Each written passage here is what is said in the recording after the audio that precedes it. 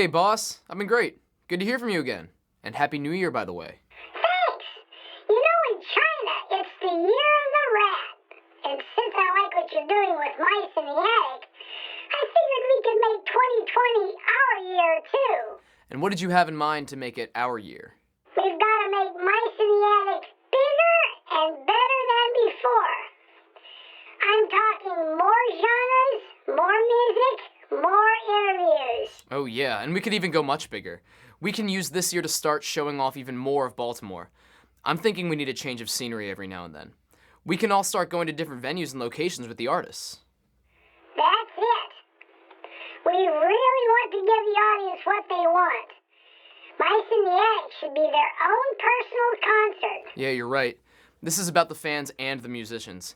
This year, we gotta give them both what they want. I'm thinking it's time for a bit of a format change. Same here. From reading comments, it seems like some fans like the music and other fans like the interviews. I say we split them up and see how that goes. Why stop there?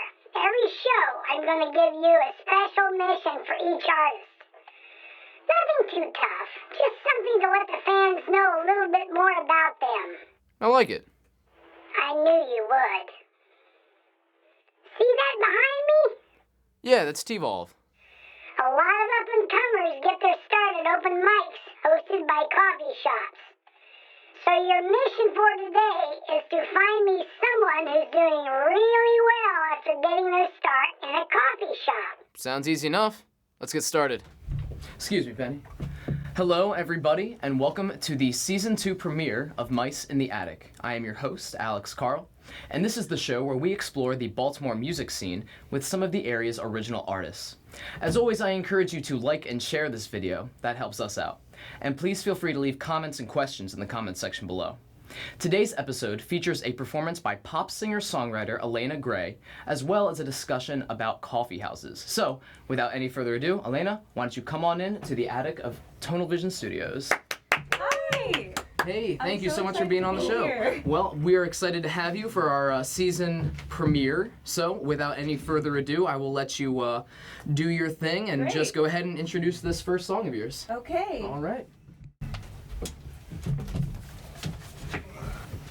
Okay, so this is my first song, Steel. It is last year's New Year resolution that I did this year, where I said, I'm going to release a single, and I did it January 8th, 2020.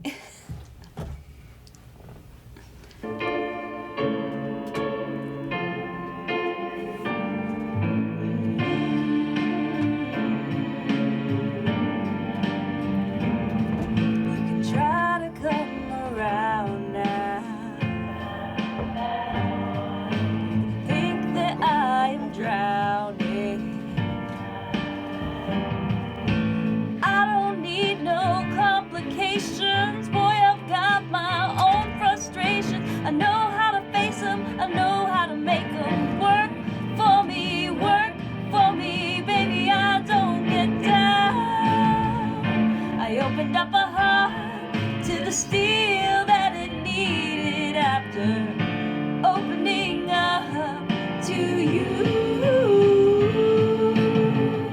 I opened up my mind and I saw the empty time. I filled it up with words and colors.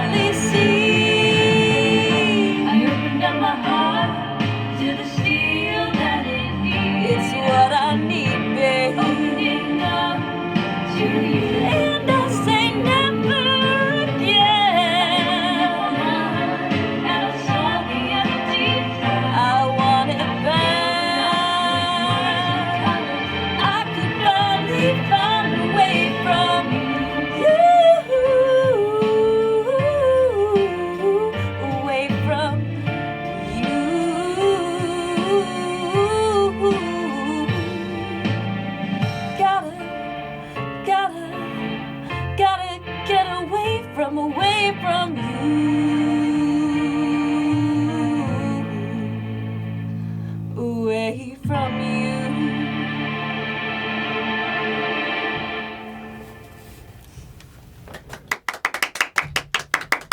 Woo! Ow! So that was Steel. This next song, Pull the Trigger, goes a little bit more political, and I want to release it. I just can't figure out how to tactfully do so. So if anybody has any ideas, then I'm all ears.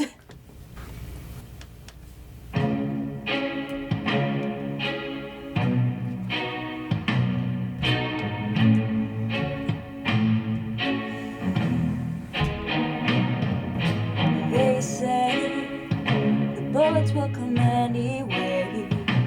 People die every day. That it's all the same, but it's not the same. They say it's a never-ending tragedy coming out for you and me. But it's faster with passivity. We go on pretending everything's just fine, but I don't think we're even trying. There are children dying. It's a crying shame, and we only have ourselves to blame. They pulled the trigger, go figure, look away. It's a crying shame, and we only have ourselves to blame. Another number, another name. Same shit happens every day. It's a crying shame.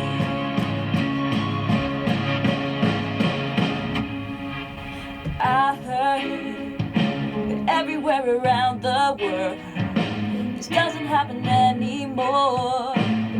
That it's self-control, no, it's gun control. And I heard the people crying out for change, but everything just stays the same. And we're not ashamed, ain't it strange? It's a crying shame, and we only have ourselves to blame. They pulled the trigger, go figure, look away. It's a crying shame, and we only have ourselves to blame. Another number, another name. Same shit happens every day. It's a crying shame. There's nothing left to say. We say enough every day when all gets said and done. Same shit said, nothing's done, nothing's done. It's a crying shame, and we only have ourselves to blame. They pulled the trigger, we all look away. It's a crying shame, and we only have ourselves to blame. Another number, another name. Same shit happens every day. It's a crying shame.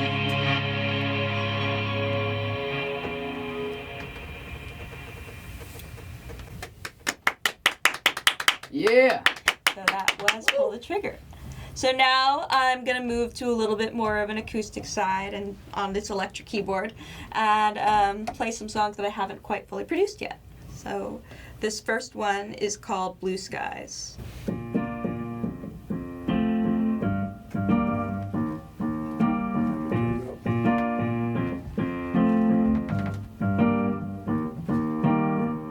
I know the hour's right for Sunday blues.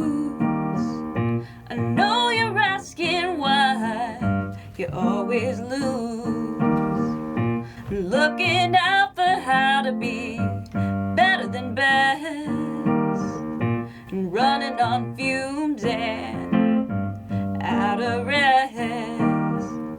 But darling, oh, you know you're better than that. You know these thoughts, they all just hold you back, baby. Let blue skies drive you crazy. Don't get caught up in those maybes. I know that you've been hurting lately. I hope you know you will be fine.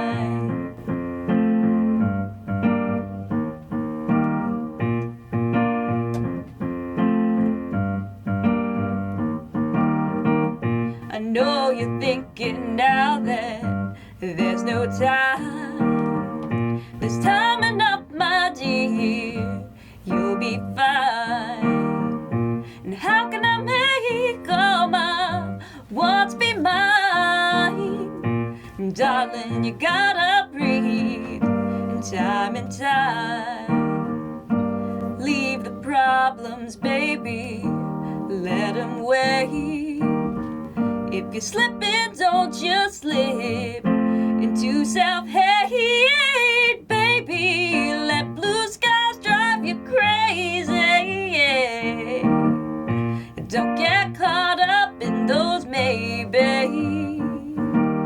I know that you've been hurting lately. I hope you know you will be fine.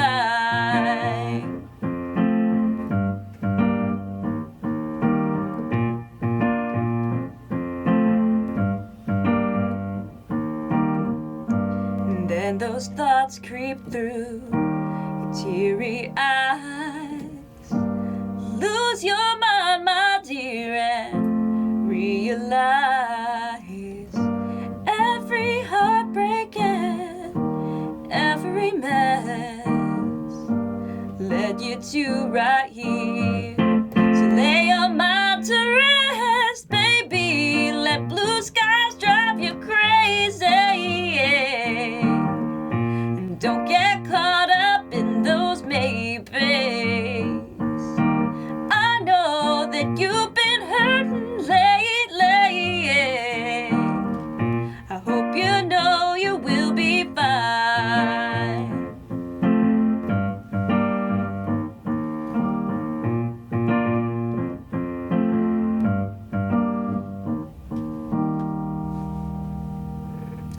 Okay. Ow! So for my final song, this is my first song that kind of brought me into the Baltimore scene. It's the first song I played at any of the open mics and got me started here. And so it's called Better For Me.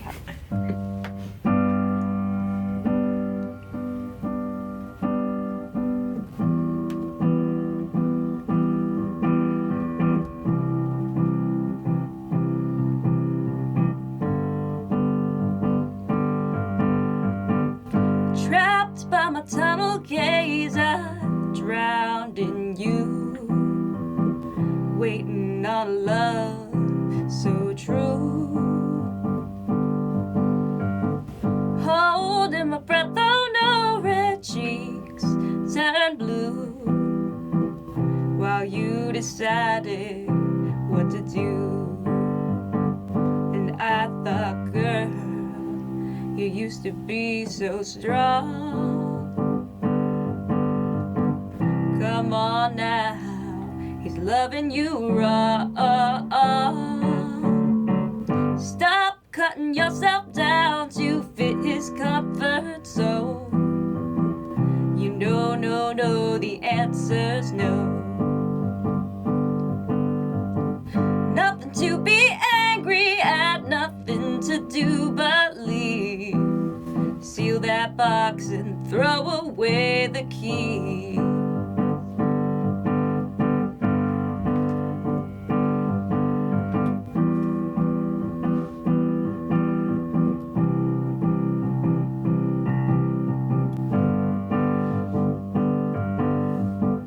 Rain falls on window panes, either side of world. And if he really missed you, you'd have heard by now.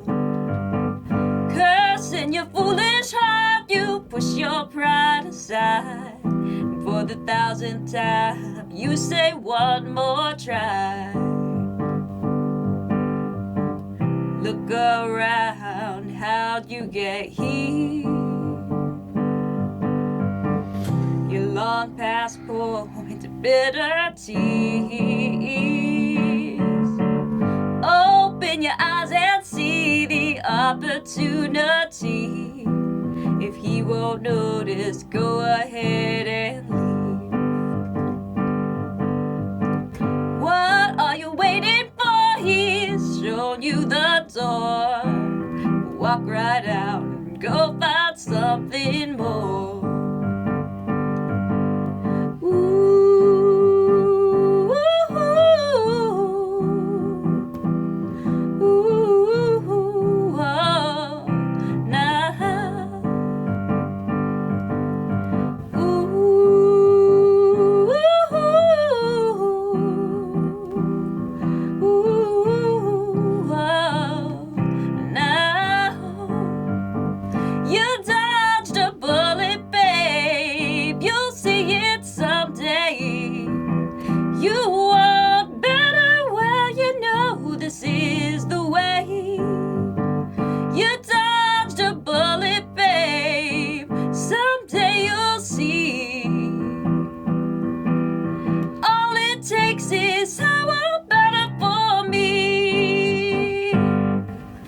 Yeah.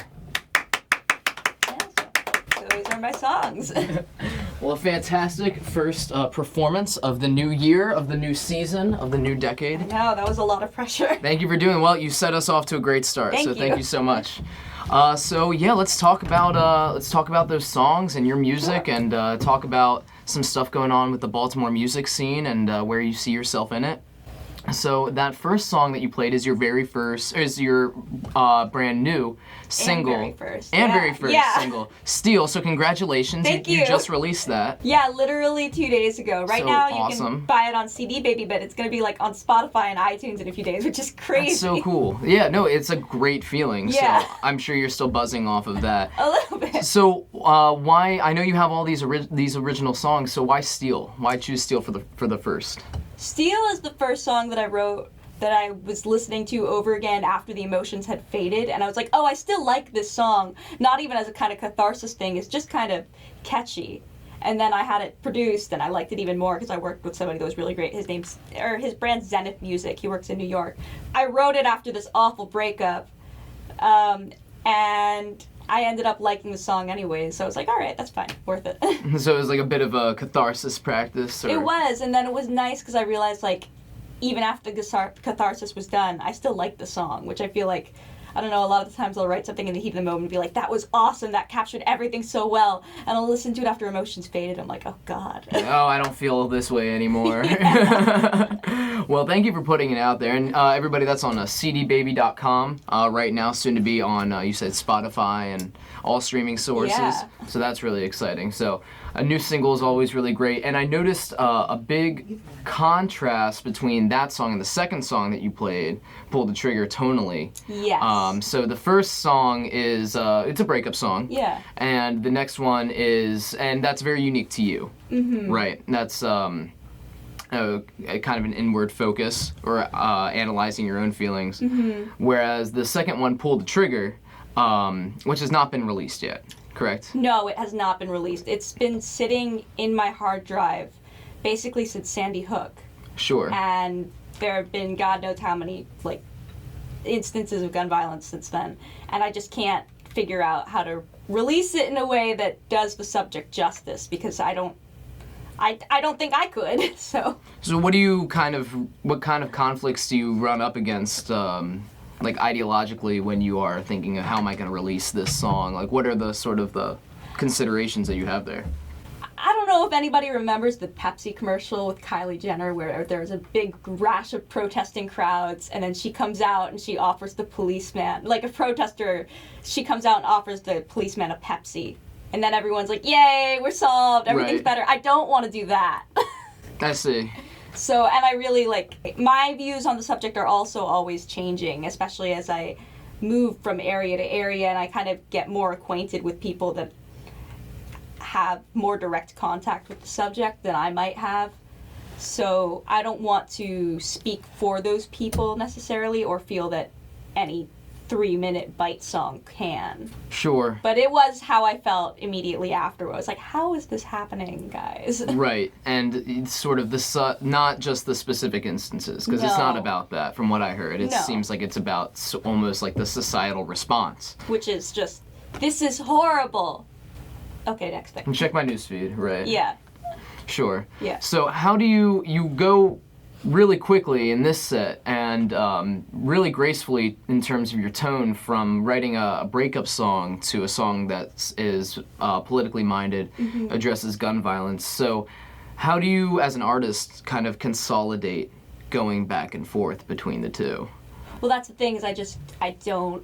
Sure. That's why it took me so long to release a single, is because for the longest time I got focused on, like, I think I did that thing where perfection becomes the enemy of progress, and I just wanted to figure out how to perfectly start a career and, like, craft an image and create a brand, and I got stuck and I couldn't do it, so instead I did nothing, which is kind of a shame, because I liked these songs enough to work with a lot of really talented people on them, and I'm just gonna leave them there. So now I'm just having fun with it. Now I'm gonna write the music I want to write, play it, and not really worry so much about the branding, because I don't know that superstardom is, as it is presented to me now, is necessarily what I want. I'm not going to say no, because I don't know what's going to happen. But Sure. Well, and I think that there's so much pressure for artists to have a brand and stick to a specific thing.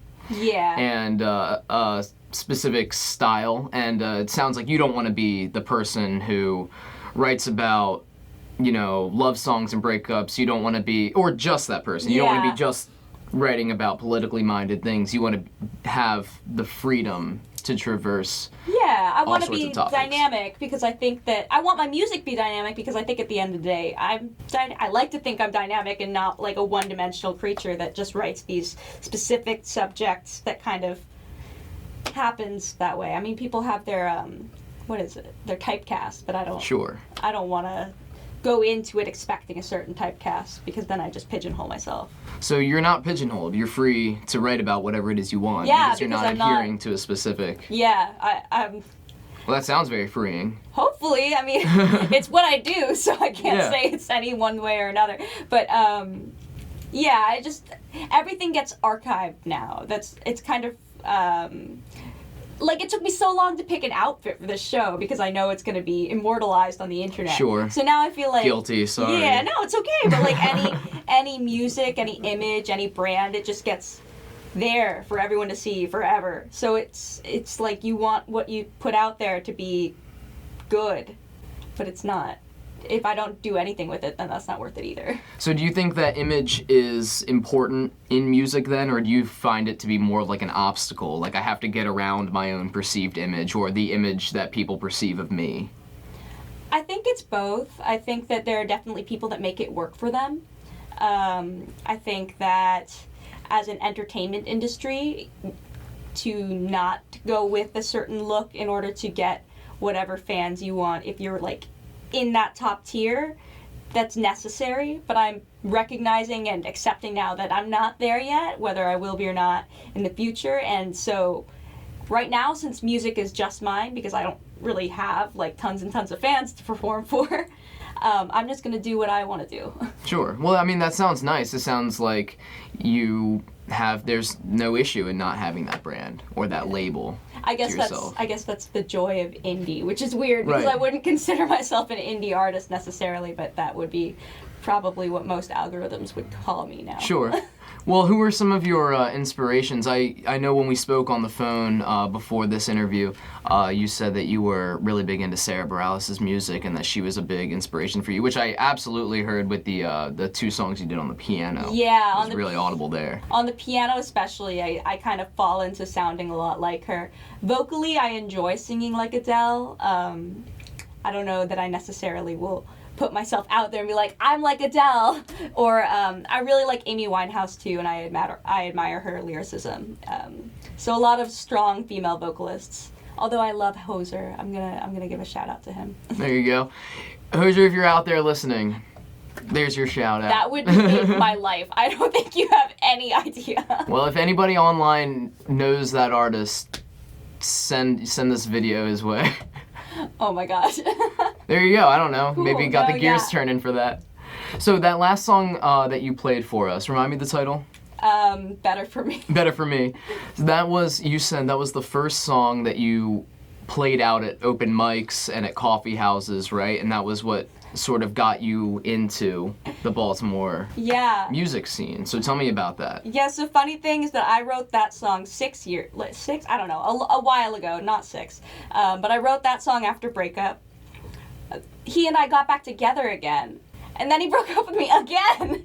So in order to cope with that. Did you get two songs out of it or just the one? I got a lot of songs out of that. Oh, good, all right. But in order to cope with all that business, I started going to open mics at Baltimore. I was like, I can't be in the house anymore. I have to go do something.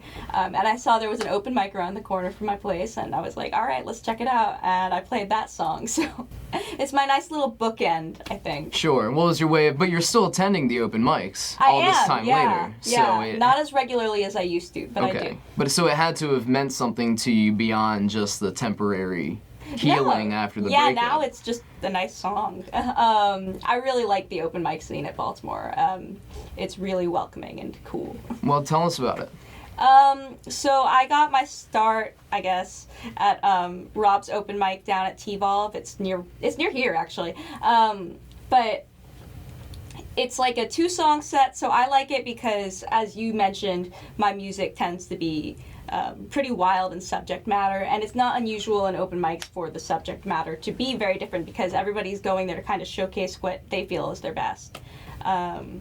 Whether that's a song about A or B, it's not too strange to hear them next to one another. And I found that the musicians there were super, super talented and more than that, super welcoming. So once I got there and just started talking to people, it was like, do you want to collab on this? Do you want to write? Do you want to come and do this? And that was especially helped by the fact that I broke my arm about 2 weeks after I started performing there. Oh, God. Yeah, I know. Jeez. So I got broken up with and then I broke my arm. My summer was awesome. Jeez. But because of that, a local guitarist was like, hey, I'll play for you. And we still play together a lot now, and we'll still perform together at open mics. So, you know, all's well that ends well. I was cool with it in the end. So I'm hearing a few different things. I'm hearing a few different things that you're getting out of open mics, or at least that you did that one summer when you first got in. So it was a way of you healing from your past relationship. It was also, it really works well with this idea of not wanting to brand yourself, not wanting to pigeonhole yourself, because as you went from one topic to the other in this set, and as you do with the music that you write, it sounds like that's sort of the attitude that's accepted at these open mics, at these coffee houses, because people can write about whatever it is they want to. So you don't need, you know, it's one of those musical scenarios where you don't need a brand. Yeah, that's what I like about it. Yeah. And then also just the social aspect of it. I like going and seeing what everybody else is writing about. And because you collaborate with so many different artists and their style is different than yours, I get to kind of just experiment with a lot of different sounds, which is really what I want to do with music most of all, is just see what I can do with it. And it turns out it's a lot when you have a lot of people working. Yeah, and that reminds me, the last time, this is Elena's second time on the show. First time doing all of her own original music, but the first time you appeared on the show was with Sonic Spell, and you met them at T-Volve. I did, didn't you? yeah. They were the featured artist at the open mic. So there's, you know, everybody comes up and does their set, and there's also a featured artist that plays extra songs. So Sonic Spell was the band.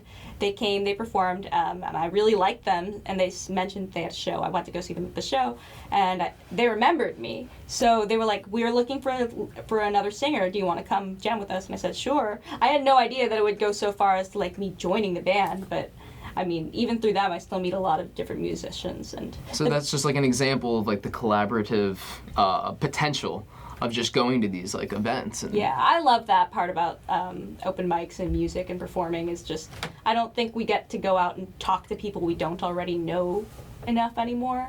So it's a good way to like meet new people and make friends, I think. Yeah, and you're not from Baltimore originally. I am That's not. right. You've lived all No, I'm a sorts of Navy places. brat. We moved around from everywhere. I think I've lived now in Seattle, Southern California, Philadelphia, Northern California, New York, now Baltimore. That's like nowhere. Yeah, I know. Only like 3 states? I don't even know. 4, 5. Yeah, only 5 states. Yeah. But so do you think it's fair to say that coming in and engaging with the musical community was sort of what helped you sort of like establish a social presence or Yes. a social body around you? Yes, absolutely. I think that music and open mics definitely let me get settled into Baltimore. I moved here for school, which is fine, but we're all doing the same thing, which is boring. So you go to open mics and everybody has music that they do, but you also meet people from like different fields and different parts of the state. They're different stages of life, and there's more to talk about, I think. Right. Sure. So for those who would be interested in, you know, who have their own music, but maybe they're kind of like hesitant to go out and try it, I mean, what would you say to those people? Because you seem to have gotten so much out of the Baltimore coffee houses and open mics. I mean, what would you say to somebody who's has their music, but they're kind of hesitant in showing it off? I'd say just do it. I mean, I know that advice is really trite, and it's also Nike's slogan, but you know, I still feel like I don't know what I'm doing all of the time. I'll be up performing with the band that I've rehearsed with every single week and be like, I don't know this song, but I don't know this song. I hope the drummer does. Well, if they don't, then you can just blame the drummer. Yes, that's true. I've gotten a lot out of it, and from what I've seen, the more you put into it, the more you get out of it, and I feel like I'm putting not as much as I even could and still getting a lot out of it, and I just really encourage anybody to try what they're doing because nobody knows what they're doing. If they do, they probably have a whole team of producers and managers behind them, and that's a little less fun in my mind. Well, do you find it validating to be able to get the feelings and the messages that you have out there? I still find it surprising. I'm sure I'll find it validating at some point. Okay. But right now I'm like, wow, like people want to talk to me? That's cool. Aw. Well, I mean, it really is such an incredible source of community, just music in general, and especially in Baltimore because there are so many places, like you mentioned T-Vault, and there are so many different coffee houses and locations. But that specifically is a coffee house. Yes, it is. Not an open mic at, say, a bar or a restaurant. So does the environment of it being a coffee house sort of adjust the event at all, or would you say that an open mic at a coffee house is the same as at a bar, or have you noticed any difference in that? It's a little different. The open mic that I went to at a bar had a drum set for one because they have the freedom to be a lot louder. So that was more of like a jam session, or like more people came up and played different instruments, or you might accidentally find yourself in the situation where you're playing with an impromptu group. The coffee house, I think, lends to being, you can talk to more people on like a casual level, and I think it's a better way to make friends. The open mic at the bar, they're fun, but I don't talk to as many people, I find, as when I'm sitting down at the table with them. And is that simply a noise level thing? I think it's a noise level thing. Okay. Yeah. So coffee house is better for conversations then? Yeah. Okay. Well, I mean, They that's do an have important... drinks, but it is a coffee house. No, well, that's an important distinction. Very cool. So, well, I think that we're going to have to wrap this up in just a moment. But before we do, you said that your music is on CD Baby now, soon to be on Spotify. Yeah. Where else can we learn about you and learn about your music? Oh my God. iTunes. I have a Facebook page.